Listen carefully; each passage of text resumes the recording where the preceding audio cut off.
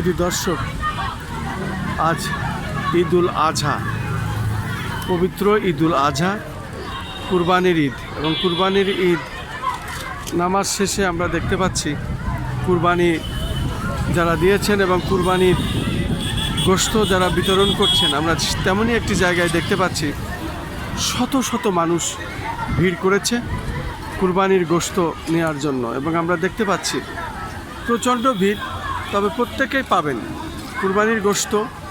যেহেতু মানুষের জন্য কয়েকটি ভাগ আছে, কয়েকটি স্তরে স্তরে ভাগ আছে, এবং সেই স্তরে যে ভাগ আছে সেই ভাগগুলো মিসকিনদের একটা ভাগ থাকে এবং কয়েকটি ভাগ করা হয়। সেটা আমরা এখন রাজধানী ঢাকার বিভিন্ন অঞ্চলে আমি ঘুরে ঘুরে এটা ধারণ করছি এবং সেটা আমি দেখিয়ে যাচ্ছি। আমি দেখতে পাচ্ছি রাজধানী ঢাকা বিভিন্ন বাসার সামনে যারা অনেকগুলো গরু কুরবানি দেন এবং অনেক গোশত বিতরণ করেন, এবং সেখানেই অনেক মানুষের ভিড়, প্রচণ্ড মানুষের ভিড়। এবং এই গোশত নেওয়ার জন্য মানুষ, নারী, পুরুষ, বাচ্চা, শিশু সহ সকলেই এখানে সমাবেত হয়েছেন এবং গোশত নেওয়ার অপেক্ষায় আছেন।